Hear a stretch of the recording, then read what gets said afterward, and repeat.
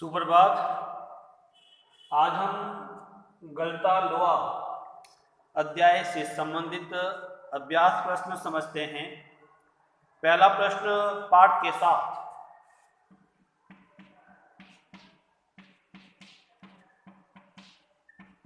पाठ के साथ पहला प्रश्न हमारा, कहानी के उस प्रसंग का उल्लेख करें जिसमें किताबों की विद्या और गन चलाने की विद्या का जिक्र किया गया है। देखिए, जब धनराम तेरा का पहाड़ा, तेरा की टेबल याद नहीं कर सका, तब मास्टर त्रिलोक सिंह ने कहा, क्या कहा? तेरे दिमाग में लोहा भरा है, विद्या का ताप नहीं लगेगा। तेरे दिमाग में लोहा भरा है, विद्या का ताप नहीं लगेगा। ये तो है किताबों की विद्या की बात हो रही है, क्योंकि धनराम के पिताजी में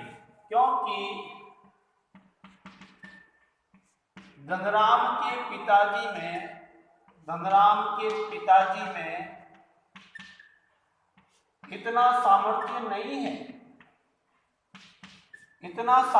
नहीं है कि वो विद्या का ताप लगा सके, क्योंकि वो गरीबी में जीते हैं। इसी कारण से उन्होंने धनराम को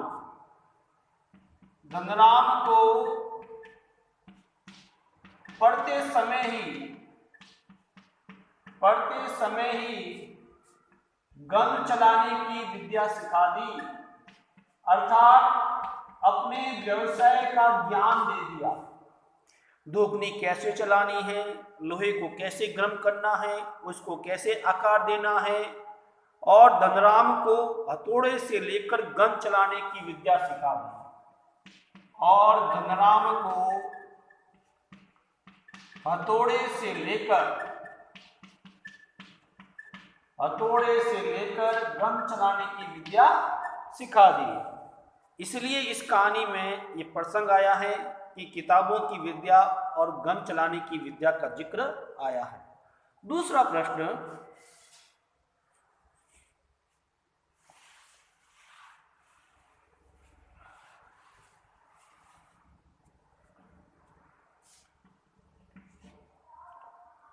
धनराम मोहन को अपना प्रतिद्वंदी क्यों नहीं समझता था? देखिए, धनराम मोहन को अपना प्रतिद्वंदी इसलिए नहीं समझता था, नंबर 1, क्योंकि शुरू से ही धनराम के मन में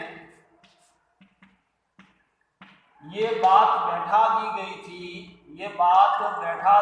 थी कि मोहन जो है उच्च कुल का है और धनराम जो है निम्न कुल का है। ये जातिगत भावना उसके मन में शुरू से ही बैठा दी गई थी, धनराम के मन में। इस कारण से उसने कभी मोहन को अपना प्रतिद्वंदी नहीं समझा। दूसरी बात, मोहन कक्षा में बुद्धिमान था,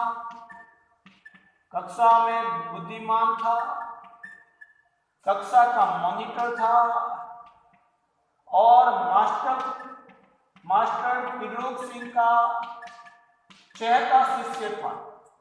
जब भी वो मॉनिटर बनता और धनराम को दंड देता तो वो उसे स्वीकार कर लेता, क्योंकि ये लोग हमारे ऊपर शुरू से ही अधिकार करते आए हैं।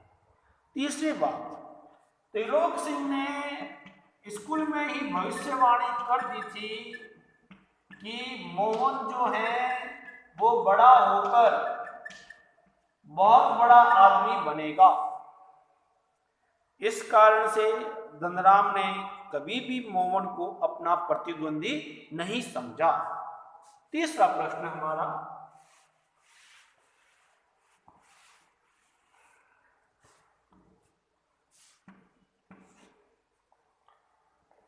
धनराम को मोहन के किस व्यवहार पर आश्चर्य होता है और क्यों? देखिए, जब मोहन ने हथौड़ा पकड़ा, मोहन ने क्या पकड़ा? धनराम की दुकान पर बैठकर हथौड़ा पकड़ा और लोहे की छड़ को गोलाई का रूप दिया। लोहे की छड़ को गोलाई का रूप दिया, जिसको धनराम भी नहीं दे पाया था। एक बात। दूसरी बात, धनराम जो है मोहन की कार्यकुशलता पर अचंभित नहीं था। क्यों नहीं था? देखिए, वो उसकी कार्यकुशलता पर इतना भी अचंभित नहीं था, आश्चर्यचकित नहीं था, क्योंकि देखिए, एक पुरोहित खानदान का बालक धनराम के यहां बैठकर कार्य कर रहा है। इस बात से वो आश्चर्यचकित था कि वो निम्न जाति के यहां बैठकर काम कर रहा है, और ऐसा प्रतीत हो रहा है कि मोहन ने अपनी जाति को बुलाकर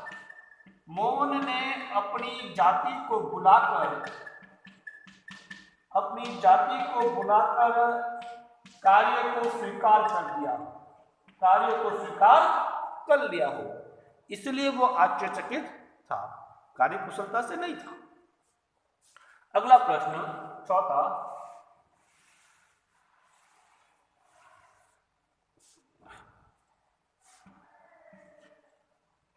चौथा प्रश्न, मोहन के लखनऊ आने के बाद के समय को लेखक ने उसके जीवन का नया अध्याय क्यों कहा है? देखिए, एक तो उसको शहरी परिवेश का ज्ञान हो गया,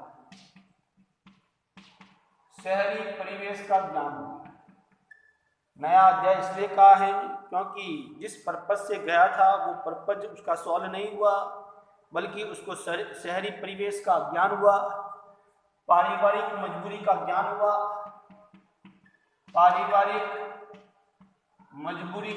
हुआ, कि परिवार की क्या मजबूरी होती है, बच्चों को कैसे पढ़ाया जाता है, और उन लोगों ने भी, उस परिवार ने भी मोहन का फायदा उठाया। उसको पढ़ाई का अधूरा मौका मिला,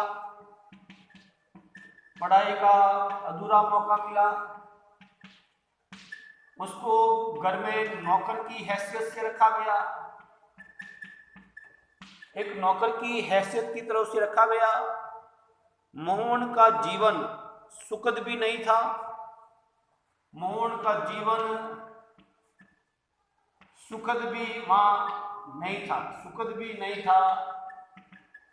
मोहन ने बहुत सारी बातें अपने पिताजी से छिपाकर वो दुखी रहा। ये सारी चीजें जो हैं उसके लिए नहीं थी, इसलिए मोहन के लखनऊ आने के बाद के समय को लेखक ने उसके जीवन को नया अध्याय कहा है। पांचवा प्रश्न,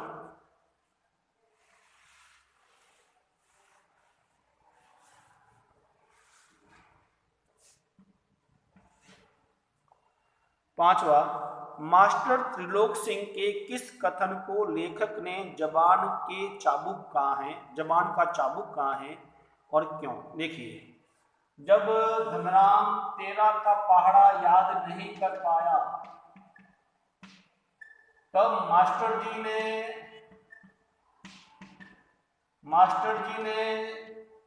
जबान की चाबुक का प्रयोग किया कि तेरे दिमाग में क्या भरा हुआ है? लोहा भरा हुआ है, विद्या का ताप कहां से लगेगा?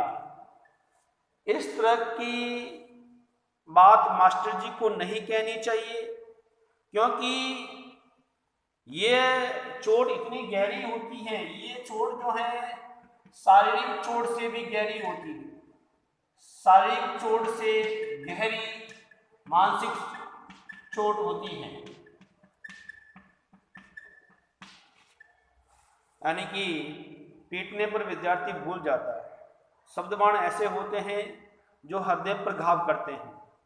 एक बात, ये चोट कभी न भूलने वाली थी, ये चोट कभी न भूलने वाली थी। इससे व्यक्ति का मनोबल गिरता है, व्यक्ति का मनोबल जो है वो गिरता है।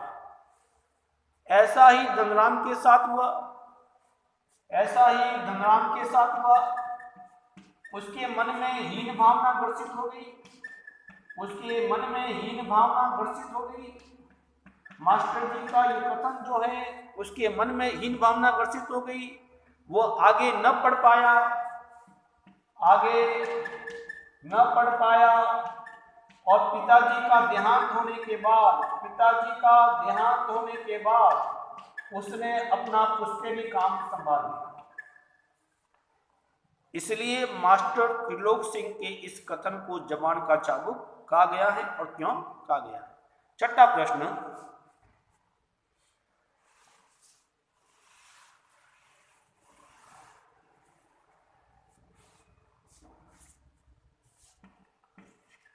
छठा प्रश्न, बिरादरी का यही सारा होता है। देखिए छठे का पहला और पहले का क्या, बिरादरी का यही सारा होता है। किसने किससे कहा? तो बंशीधर ने रमेश से कहा, बंशीधर ने रमेश से कहा। ख, किस प्रसंग में कहा? मोहन के प्रसंग में कहा, मोहन की पढ़ाई के संदर्भ में कहा, पढ़ाई के संदर्भ में कहा। ग, किस आशय से कहा? कृतज्ञता भाव से कहा, कृतज्ञता भाव से कहा कि बिरादरी का यही सारा होता है, बिरादरी वाले ही सहायता कर सकते हैं। क्या कहानी में यह आशय स्पष्ट हुआ? नहीं, कहानी में यह आशय स्पष्ट नहीं हुआ। छठे का ही दूसरा प्रश्न है, उसकी आंखों में एक सर्जक की चमक थी। कहानी का यह वाक्य क किसके लिए कहा गया है? क, दूसरे का क, ये मोहन के लिए कहा गया है। ख, किस प्रसंग में कहा गया है? कार्य कुशलता के प्रसंग में कहा गया है। ग, ये पात्र विशेष के किन चारित्रिक पहलुओं को उजागर करता है कि जाति को व्यवसाय से नहीं जोड़ना चाहिए, जाति को व्यवसाय से नहीं जोड़ना चाहिए, मित्र की मदद करनी चाहिए, मित्र की मदद करनी चाहिए। यानी कि उसकी लगन, मोहन की लगन। यह है छठे का प्रश्न। अब है पाठ के आसपास।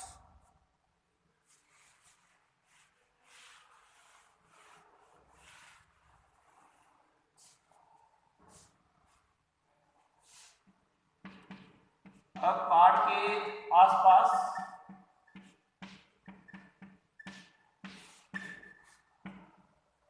पाठ के आसपास पहला प्रश्न, गांव और शहर दोनों जगह पर चलने वाले मोहन के जीवन संघर्ष में क्या फर्क था? देखिए, गांव और शहर, गांव में क्या थी? देखिए, गांव में उसके सामने क्या समस्या आती है, और शहर, हम दोनों का जिक्र करते हैं। गांव और शहर से संबंधित गरीबी, साधनहीनता थी, वो गरीबी में जी रहा था, साधनहीनता थी, प्राकृतिक आपदा का सामना उसको करना पड़ा, अधिक बारिश आने से कई बार वो स्कूल जो है किसी यजमान के यहाँ रुकना पड़ता था, और शहर में दिन भर वो नौकर का काम करता था। ठीक से वो पढ़ाई नहीं कर पाया, ठीक से पढ़ाई न कर पाया।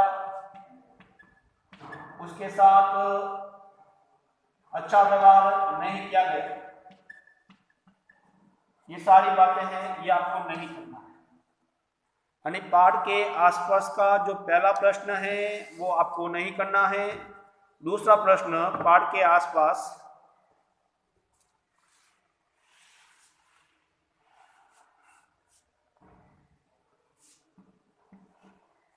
दूसरा प्रश्न, एक अध्यापक के रूप में त्रिलोक सिंह का व्यक्तित्व आपको कैसा लगता है? अपनी समझ में उनकी खूबियों और खामियों पर विचार करें। देखिए, त्रिलोक सिंह जो है अनुशासन प्रिय है, अनुशासन प्रिय है, वो दंड देने में विश्वास करता है और अकेला स्कूल को चलाता है, सभी विषय पढ़ाता है। ठीक है, अच्छी बात, ये इसकी अच्छी बात है। उसमें खामियां भी हैं, इसमें खामियां भी हैं। स्कूल के बाद एक तो वो नशा भी करता है, सिगरेट भी पीता है, पहली बात। और उसमें दूसरी बात, उसमें जातिगत भेदभावना है, जातिगत भेदभावना है जो एक शिक्षक को शोभा नहीं देती है, एक शिक्षक को शोभा नहीं देती है। शिक्षक में जातिगत भेदभावना कभी नहीं आनी चाहिए, उसको भेदभाव नहीं करना चाहिए, ये उसको शोभा नहीं देती है। अगला प्रश्न, तीसरा, और दंड भी नहीं देना चाहिए। तीसरा प्रश्न, गलता लोहा कहानी का अंत एक खास तरीके से होता है, क्या इस कहानी का कोई अन्य अंत हो सकता है? देखिए, ये कहानी का अंत जो है, इस कहानी का अंत हमें सोचने के लिए मजबूर करता है। कैसे करता है सोचने के लिए मजबूर? देखिए, इस कहानी के अंत में न तो मोहन खेती का काम करता है और न ही वह जो है धनराम का व्यवसाय अंत में अपनाता है। अगर इस कहानी का अंत इस प्रकार होता कि जब मोहन उस लोहे की छड़ को नया आकार दे रहा था, उस समय उसके पिताजी भी उसके पास होते, तो शायद बालक की इच्छा अनुसार उसको कार्य करने का मौका मिल जाता। अगर उसके पिताजी उसके पास होते तो उसकी कला से प्रभावित होकर उसको ये कार्य करने की छूट देते और जातिगत परंपरा को भूल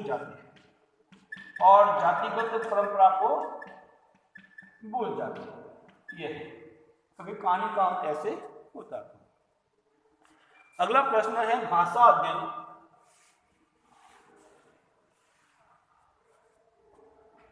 भाषा अध्ययन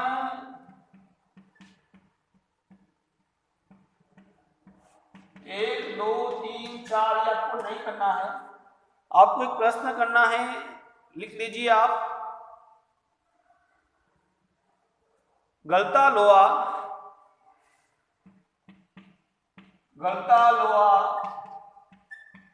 कहानी का उद्देश्य बताइए। गलता लोहा कहानी का उद्देश्य बताइए। इस कहानी से आपको क्या प्रेरणा मिलती है? तो इसमें पहला है समाज में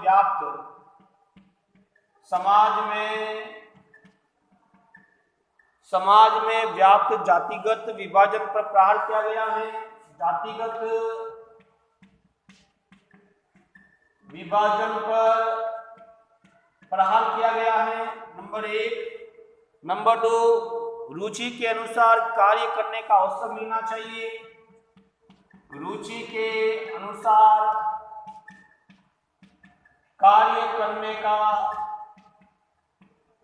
अवसर मिलना चाहिए। नंबर 3, भाईचारे की भावना